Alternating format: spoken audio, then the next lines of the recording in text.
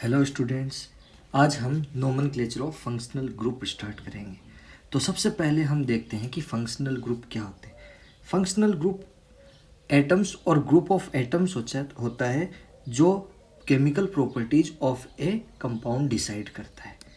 अब डिफरेंट सारे हमारे पास में फंक्शनल ग्रुप होते हैं, जैसे कि carboxylic acid, sulphonic acid, ester, ठीक है, amides, alcohol, amines, ketones and double bond, triple bond. तो इनकी एक प्रायोरिटी ऑर्डर है कि किसको कितनी प्रायोरिटी देनी चाहिए। तो उसमें प्रायोरिटी ऑर्डर में हमारे पास में सबसे हाईएस्ट प्रायोरिटी हम कार्बोक्सिलिक एसिड को देते हैं, फिर SO3H को देंगे। अगर मान लो कोई कंपाउंड है जिसमें कार्बोक्सिलिक एसिड और सल्फोनिक ग्रुप दोनों प्रेजेंट है, तो इसको हम मेन पेरेंट चेन में इंक्लूड करेंगे और इसको एज ए सब्स्टिट्यूएंट इस्तेमाल करेंगे। ठीक है, यानी इसको सफिक्स की तरह, इसको प्रीफिक्स की तरह, हायर प्रायोरिटी वाले को सफिक्स की तरह, और उसके बाद में जितने भी लोअर प्रायोरिटी वाले हैं उन सबको प्रीफिक्स की तरह इस्तेमाल करना है। मतलब अगर आपके पास में C डबल बॉन्ड ONH2 है, तो अगर इससे हायर प्रायोरिटी का कोई एक भी फंक्शनल ग्रुप प्रेजेंट है तो ये ऑलवेज प्रीफिक्स की तरह इस्तेमाल होगा, और इससे लोअर वाले चाहे कितने भी प्रेजेंट रहो ये हमेशा सफिक्स की तरह ही यूज होगा अगर इससे लोअर वाले प्रेजेंट है तो। Halogen, NO2 and OR, in groups को ऑलवेज हम सब्स्टिट्यूएंट की तरह ट्रीट करते हैं। हेलोजन्स मतलब जैसे fluorine, chlorine, bromine, iodine. NO2 के लिए हम नाइट्रो इस्तेमाल करते हैं। OR के लिए हम एल्कोक्सी इस्तेमाल करते हैं। ये बेसिकली ईथर ग्रुप है, ठीक है, इसको ईथर भी कहा जाता है। अब देखिए आगे, सबसे पहले हम स्टडी करेंगे नोमेनक्लेचर ऑफ कार्बोक्सिलिक एसिड। तो सबसे पहला हमारा ग्रुप है कार्बोक्सिलिक एसिड,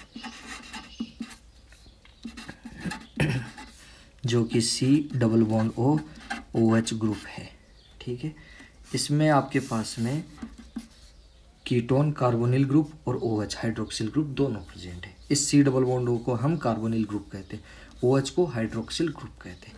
तो सबसे पहली चीज़ हमेशा ध्यान में रखिए कि लॉन्गेस्ट कार्बन चेन में इस कार्बन को जरूर इंक्लूड करना है। ठीक है, तो parent chain will contain carbon atom of COOH group। ठीक है, इसको कंसिडर करना है। दूसरा फिर हमारे पास में हो गया है कि काउंटिंग में ऑलवेज COOH को हाईएस्ट प्रायोरिटी मिलनी चाहिए। तो carbon atom of COOH will get highest priority. Highest priority मतलब लोवेस्ट नंबर इसको मिलना चाहिए, प्रायोरिटी। ठीक है, अब हम काउंटिंग का रूल देखते हैं आगे। हमारे पास में सफिक्स, जब ये सफिक्स की तरह इस्तेमाल होगा तो सफिक्स में क्या क्या होगा। ओइक एसिड तो यूज करेंगे। ओइक एसिड जब इस्तेमाल करेंगे जब ये पेरेंट चेन में इंक्लूडेड है। ठीक है, इंक्लूडेड इन पेरेंट चेन, जब आपके पास में का COOH का कार्बन पेरेंट चेन में इंक्लूडेड है। कई बार सिचुएशन ऐसी आ जाती है कि ये पेरेंट चेन में इंक्लूड नहीं हो पाता, तो हम उसके पास वाले कार्बन से काउंटिंग हाईएस्ट प्रायोरिटी देते हैं। उस समय इसको हम इस्तेमाल करेंगे, यहाँ पर सफिक्स इस्तेमाल करेंगे कार्बोक्सिलिक एसिड। क्या करेंगे, carboxylic acid. When carbon atom of COOH is not included in parent chain। ठीक है, अब बात करते हैं जब प्रीफिक्स की तरह हम इस्तेमाल कर रहे हैं। तो प्रीफिक्स की तरह जब हम इस्तेमाल करेंगे तो प्रीफिक्स आएगा कार्बोक्सी, प्रीफिक्स होगा कार्बोक्सी। ठीक है, आइए अब हम नोमेनक्लेचर में चलते हैं और इसके एग्जांपल्स को डिस्कस करेंगे।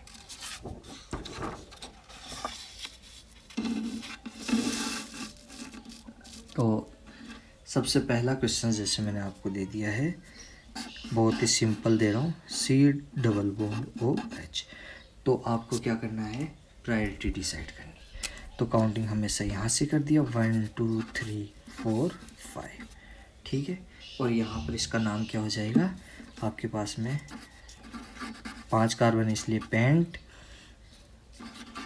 एल्कीन नहीं है, इसलिए एन आपके पास में 1 ओइक एसिड। देखो जब भी यहाँ पर ई है तो यहाँ पर ऑल्सो AEIOU एंड वाई भी ध्यान में रखना, वो जब भी वाई हो, जैसे एल्काइन में हम इस्तेमाल करते हैं तो एल्काइन में यहाँ का ई हट जाएगा। तो पेंटेन आपके पास में जैसे पेंट इन और YNE दोनों हो तो ENE का ई नहीं आएगा लास्ट वाला, ठीक है। तो यहाँ पर पेंटेन 1 ओइक एसिड, या फिर हम कह सकते हैं इसको पेंटेनोइक एसिड। अगर कुछ नहीं नंबर लिखा हुआ तो हम डायरेक्टली समझ जाएंगे वो पोजीशन 1 है। क्लियर है। अब आपके पास में दूसरा देखिए COOH। तो आपके पास में यहाँ पर 1 2 3 4 5, आप इधर से भी काउंटिंग कर सकते हो, 1 2 3 4 5, एक ही बात है। टोटल कितने कार्बन है? 5 कार्बन, इसलिए पेंटेन, उसके बाद में हो गया 1 5 डाईओइक एसिड, ठीक है। अगर वही चीज़ आपके पास में ऊपर वाले कार्बन क्वेश्चंस में यहाँ पर होता आपके पास में कार्बन ग्रुप जुड़ा होता, तब हम क्या करते कि हमारे पास में काउंटिंग यहाँ से स्टार्ट करते। क्यों? क्योंकि इस साइड से करने पे ब्रांच को मिनिमम पोजीशन मिल रही है। आपके पास में दोनों साइड से फंक्शनल ग्रुप को तो 1 और 5 पे ही आ रहा है, लेकिन यहाँ से ब्रांच भी पास में आ रही है, इसलिए काउंटिंग यहाँ से स्टार्ट करेंगे उस केस में हम। तो हमारे पास में ये हो जाएगा पेंटेन से पहले हमें क्या है, ब्रांच का नाम लिखना पड़ेगा, 2 मिथाइल पेंटेन 1,5 डाईओइक एसिड, ठीक है। यहाँ पर ई आएगा क्योंकि यहाँ पर डी है, यहाँ पर भी ई आएगा क्योंकि यहाँ पर डी है, ठीक है। अगर वोल्स होता तब ओमिट हो जाता। अब आइए उसके बाद में हम देखते हैं कि कार्बोक्सिलिक एसिड वर्ड कब इस्तेमाल करते हैं। तो देखिए नेक्स्ट क्वेश्चन है COOH। इस टाइप के जब साइक्लिक में काउंटिंग करेंगे तो काउंटिंग हम यहाँ से स्टार्ट करते हैं सेकेंड मोस्ट कार्बन, 1 2 3 4 5 6। ये तभी करना है जब ये डायरेक्टली अटैच्ड हो, ठीक है। अब इसका नाम हम लिखेंगे साइक्लोहेक्सेन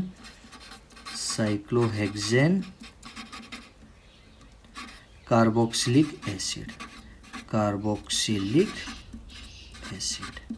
ठीक है। आपके पास में अगर यही नोमेनक्लेचर इस टाइप का हो कि ये कंपाउंड्स है COOH, तब हम क्या करेंगे, यहाँ पर साइक्लोहेक्सेन 1,5 डाई कार्बोक्सिलिक एसिड, ठीक है। अच्छा, उसके बाद में देखिए और कंपाउंड्स। अगर आपके पास में कंपाउंड CH2 CH और यहाँ पर इस टाइप की सिचुएशन आ गई है COOH। अब देखिए अगर मैं काउंटिंग यहाँ से स्टार्ट करता हूँ लॉन्गेस्ट कार्बन चेन को, तो 1 2 3 4 5, तो मेरे पास में ये कार्बोक्सिलिक एसिड वाला ग्रुप हट जाता है, ठीक है। ये कार्बोक्सिलिक एसिड वाला ग्रुप हट जाता है। तो यहाँ पर देखिए इस टाइप की सिचुएशन में दिक्कत हो जाती है। इस टाइप की सिचुएशन में क्या दिक्कत होती है, इसको इक्वल प्रायोरिटी नहीं मिलती है। तो इसको इक्वल प्रायोरिटी देने के लिए हम क्या करते हैं, काउंटिंग यहीं से स्टार्ट कर देते हैं ताकि तीनों कार्बोक्सिलिक एसिड को इक्वल प्रायोरिटी मिल जाए। तो यहाँ पर हम क्या नाम करेंगे, प्रोपेन 1,2,3 ट्राई कार्बोक्सिलिक एसिड।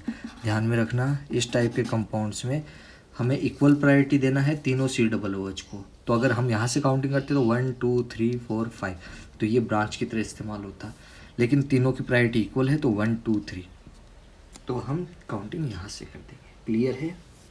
अच्छा, अब देखिए आपके पास में एक एग्जाम्पल ऐसा भी लेंगे जिसमें हम इसको ब्रांच की तरह भी इस्तेमाल करेंगे, जैसे COOH और यहाँ पर मैंने कर दिया CH2 COOH।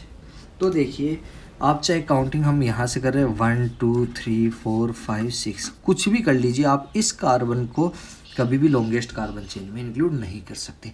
तो यहाँ पर हमारी मजबूरी है इसे एज ए ब्रांच ट्रीट करने की। तो इस केस में हम क्या नाम लिखेंगे, इसको ब्रांच की तरह इस्तेमाल करेंगे, ठीक है। और ब्रांच की तरह इस्तेमाल करने के बाद में अब इसका हम नाम लिखेंगे। तो सिंपल सी बात है, यहाँ पर 2 पर ये ब्रांच 1 2, ठीक है। तो आपके पास में पहला कार्बन ये है, तो 1 पर क्या है, कार्बोक्सी, तो 2 1 पर कार्बोक्सी, और ये वाला क्या है, मिथाइल ग्रुप, तो मैंने यहाँ मिथाइल लिख दिया है, ब्रैकेट क्लोज हो गया। इसके बाद में देखिए साइक्लोहेक्सेन, हेक्सेन, और आपके पास में 1,4 डाइकार्बोक्सिलिक एसिड, 1,4 डाइकार्बोक्सिलिक एसिड। यहाँ पर हमें इस कार्बन को किसी भी तरह हम लॉन्गेस्ट कार्बन चेन में इंक्लूड नहीं कर पा रहे थे, इसलिए हमने ब्रांच लिया। देखिए बच्चों, सेकंड पे ब्रांच है, फिर ये फर्स्ट कार्बन पर कार्बोक्सी, तो हमने इसको कार्बोक्सी आगे लिख दिया। फर्स्ट पर क्या जुड़ा है, कार्बोक्सी। ये कौन सा, मिथाइल, कार्बोक्सी मिथाइल, मतलब मिथाइल पर एक कार्बोक्सिलिक एसिड ग्रुप जुड़ा हुआ है, तो इसका एक H गायब भी हो गया, इसीलिए COO जुड़ेगा। ठीक है, अब देखिए इसके बाद में नोमेनक्लेचर पे हम बात करते हैं बाईसाइक्लिक एंड स्पायरो कंपाउंड्स में भी। तो बाईसाइक्लिक में जैसे मैंने कंपाउंड में कर दिया, पहले स्पायरो ले लेते हैं, तो यहाँ पे COOH कर दिया। ठीक है, और यहाँ पर एक मिथाइल ब्रांच भी जोड़ देते हैं। तो आपको पता है स्पायरो कंपाउंड में क्या होता है, लोअर रिंग से काउंटिंग करते हैं हम, 1 2 3 4 5 6 7 8 9।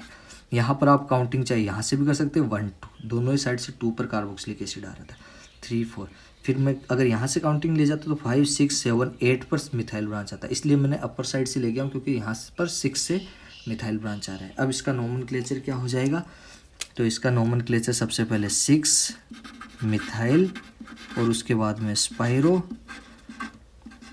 के बाद में आपको पता है सबसे पहले लोअर रिंग लिखेंगे, लोअर रिंग में 3, उसके बाद में लार्जर रिंग में 1 2 3 4 5 कार्बन, और टोटल आपके पास में हो गए 9 कार्बन। ठीक है, तो नोनेन 2 कार्बोक्सिलिक एसिड। ठीक है, यही चीज़ अब आपके पास में बाईसाइक्लो कंपाउंड होता तब क्या करते हैं, तो बाईसाइक्लो कंपाउंड्स में देखिए आपके पास में, जैसे मैंने ये ले लिया COOH। अब इसका नोमेनक्लेचर हमें करना है, तो इसका नोमेनक्लेचर आप कैसे करोगे, काउंटिंग आपको पता है यहाँ से करनी होगी। ठीक है, फर्स्ट कार्बन यहाँ से, अब उसके बाद में लॉन्गर चेन, यहाँ पर दोनों ही चेन सेम है, तो लॉन्गर वाले में हमें पहले जाना है 1 2 3 4 5, फिर 2 3 4 5 6 7 8 9 10।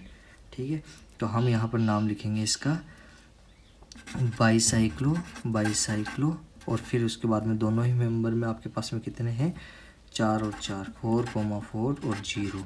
ठीक है, उसके बाद में डेकेन और 3 कार्बोक्सिलिक